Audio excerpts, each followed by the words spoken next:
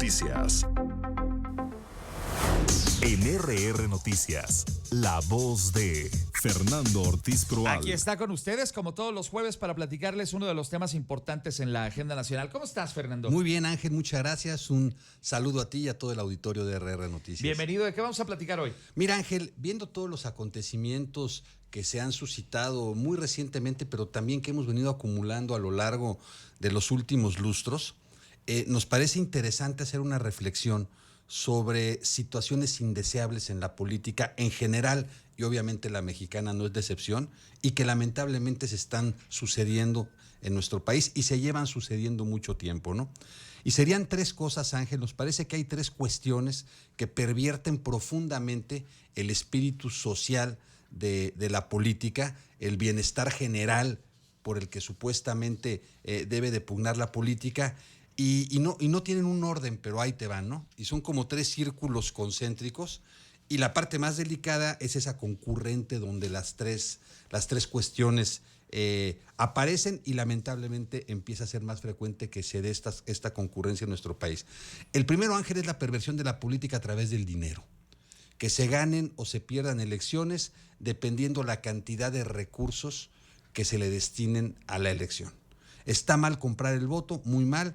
Está pésimo dejarse comprar el voto, pésimo, pero lamentablemente es una realidad presente, y muchas veces también tiene que ver no solo con la compra directa, sino con la capacidad de promoción en ciudades, en universos de electorales cada vez más grandes, ¿no? En el que pues sí cuenta el tener las herramientas para llegar al conocimiento de la gente, ¿no? Y un caso muy específico tiene que ver, y mira qué curioso, lo leíamos hace un rato precisamente en el Universal. Un articulista daba cuenta de una reunión que hubo que refiere en el Estado de México, sí, hace algunos días, con el precandidato de Acción Nacional Enrique Vargas y una serie de empresarios. Y narra que entre estos empresarios, aparentemente los organizadores, se encuentran miembros de la familia Elman, los dueños de Fibra 1, esta fibra inmobiliaria increíblemente exitosa, ¿no? Y que obviamente han tenido situaciones complicadas con este gobierno, investigaciones de la UIF, etcétera, ¿no? Ellos dicen ser atacados por este gobierno, el gobierno dice que no, que ellos hacen su chamba de investigar, y lo que pasa siempre con estos temas, ¿no? Pero bueno, el punto es que en esta reunión le hacen una pregunta a Enrique Vargas y le dicen: ¿y cuánto le va a meter el presidente a la elección del Estado de México? ¿No? Que de entrada ya la pregunta, espérame, pues los presidentes no le meten lana a las elecciones de las entidades, o sí le meten, no sé. O sea, ahí empezamos ya con un tema, ¿no? Sí, pero hacer una pregunta que es casi una afirmación, pues que lleva implícita una afirmación, pues es un asunto complicado, ¿no? Y entonces, ante la pregunta, ¿y cuánto le va a meter el presidente a la elección del Estado de México? La respuesta fue 1,500 millones. Pues una lana, ¿no?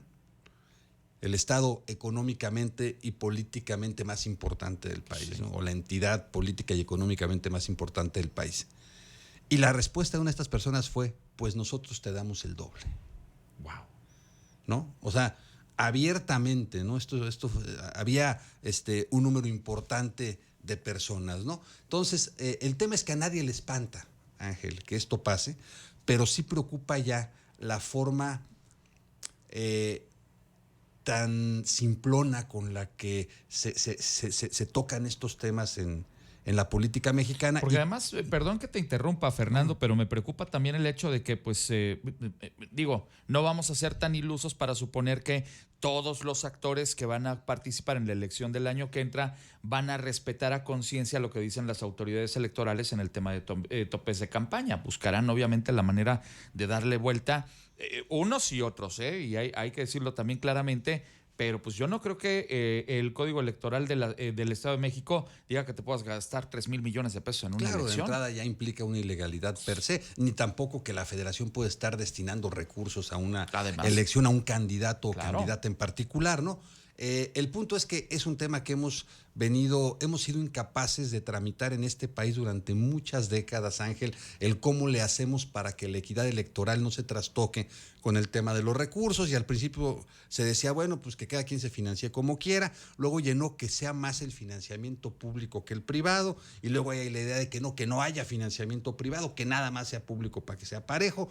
Pero bueno, el punto es que independientemente de lo que tratemos de regular, la realidad es esta, ¿no? Al día de hoy, ¿no? O aparentemente es esta al día de hoy, ¿no? Entonces, el primer problema tiene que ver con eso, ¿no? Con la perversión de la política a través del dinero o de los capitales, ¿no? Claro, por supuesto. Y como apéndice, si me permites también, Fernando, el cómo fortunas se han hecho a propósito de los procesos electorales, porque es ganancia para muchos que durante muchos años pues son operadores o le venden pues entre los souvenirs y entre el esto y el otro y aquello a diferentes instancias, pues han hecho auténticas fortunas. Claro, y el que patrocina es pues para que le mantengan el negocio, para que le abran la puerta del negocio. Nadie, entre comillas, malgasta su dinero en eso, ¿no? Nadie regala nada. Pretenden hacer una inversión, ¿no? Que también ya pervierte el proyecto de gobierno y los compromisos de gobierno de entrada. Porque ¿no? además, concediendo que sea cierto lo que ha mencionado este columnista, ¿quién se avienta a regalar 3,000 millones de pesos sin suponer que ahí se van a quedar, ¿no? Claro que algo va a pasar, ¿no? Algo para ganar o para evitar un proceso, un daño, etcétera, ¿no? Pero bueno, es un tema que ahí está, que lamentablemente en este caso brincó en un tema por los montos, por los personajes, por el momento muy dramático, pero que lamentablemente parece que se den todos los niveles de una u otra manera, ¿no?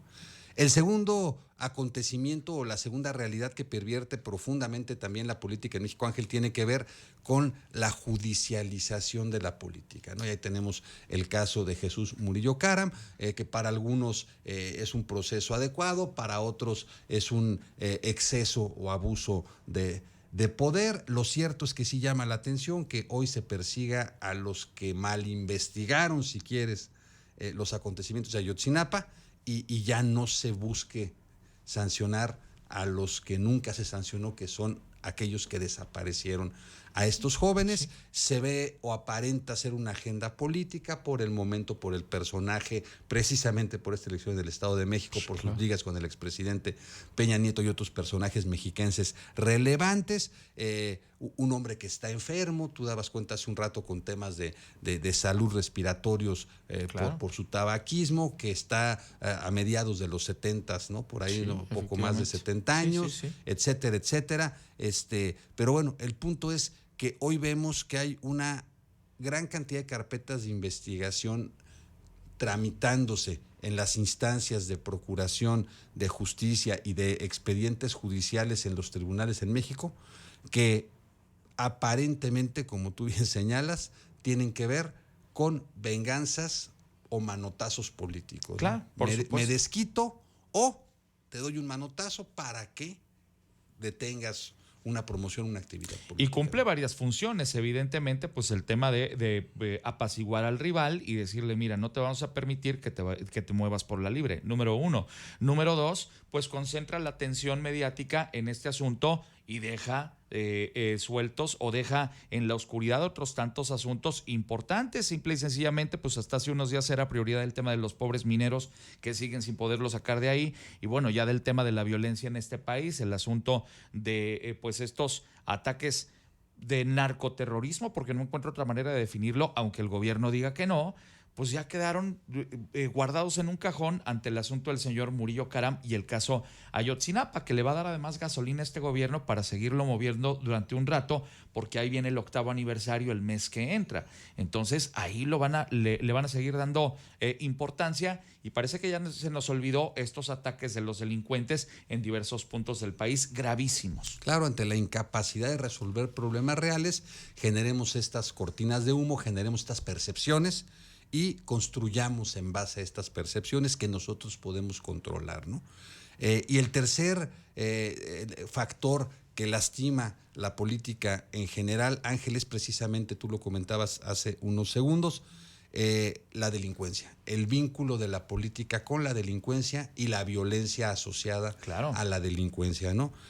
Un ejemplo muy triste de esto tiene que ver con los asesinatos de periodistas, ¿no? Finalmente el periodista es ese canal de comunicación entre lo que sucede en los gobiernos y la sociedad, y la opinión pública, y bueno, que el crimen esté asesinando periodistas es un ataque directo a la política como tal.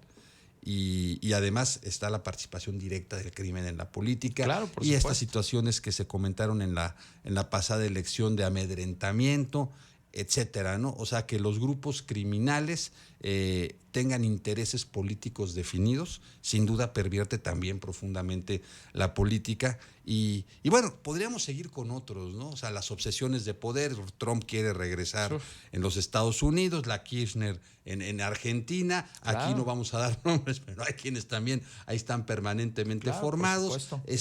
Ver como un bien patrimonial el ejercicio del poder público, ¿no? Como algo que se detenta, es muy lamentable, pero particularmente estas tres: el dinero, el crimen y el uso del aparato de Estado, claro, para hacer política en favor o en contra de determinadas personas o candidatos.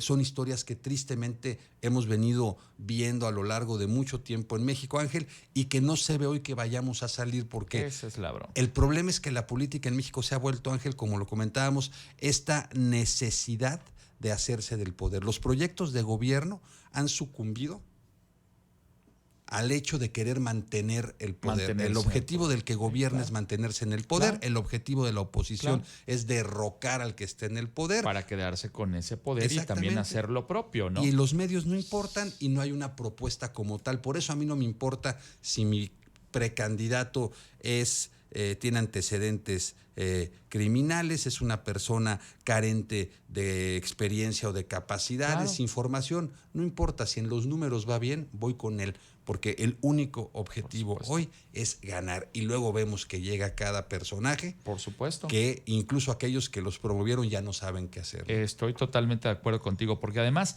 puedes no tener antecedentes delincuenciales, pero puedes ser moralmente una persona impresentable como candidato. Y sin embargo hay quienes se avientan esa circunstancia. Yo platicaba más temprano esta semana, el señor Cortés dio a conocer su lista de los que él considera que son los presidenciables. Yo reitero lo que dije cuando arranqué el noticiario.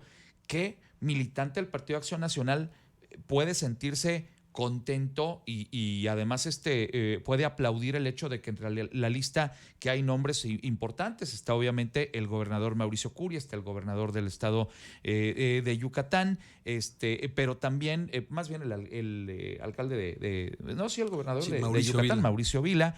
Pero está también Lili Telles, una señora que llegó por Morena, que no supieron qué hacer con ella, que la señora se les puso brava y que terminó metida en el PAN. Una señora que no ha ganado una elección ni siquiera en su manzana. Y hoy la tienen como precandidata. Claro, ¿qué sentirá el militante de hueso colorado de un partido como el PAN de tener una señora impresentable como ella ahí? Claro, con un estilo tan contestatario, que es precisamente lo que muchos mexicanos ya no queremos. ¿No? Queremos que regrese, si es que alguna vez la hubo. Habría que ser muy precisos, pero bueno, queremos que se instale, para decirlo de otra manera, la cordura, la sensibilidad, el respeto, la política de altura, Ángel, que tanta falta nos hace y que afortunadamente en algunos lugares existe, porque tampoco pueden pagar justos por pecadores y hay de todo en todas partes. Pero sería un ideal que la gran mayoría de los políticos fueran de este perfil y que las excepciones fueran las malas y no al revés, ¿no? Totalmente de acuerdo contigo, Fernando. Qué buen tema nos has traído el día de hoy para la reflexión, sobre todo sobre pues estos círculos, como dices tú, concéntricos en los que hoy se mueve la política, y lo peor, que no vemos para cuándo se va a acabar. En eso también hace un apunte interesante, pero sobre todo, y si me permites el agregado, esta administración federal dijo que ellos eran distintos y que esto no iba a pasar. Y estamos metidos en lo mismo. Pues sí, tristemente, Ángel, parece que la corriente del río es tan fuerte que aún queriendo remar en contra acabas yéndote con la corriente, ¿no? Ni hablar. Fernando Ortiz Proal, gracias por estar aquí esta mañana. A ti, Ángel, un placer. Excelente jueves para ti y para todos. Amigos, Fernando con ustedes como cada jueves. Son las 7:49.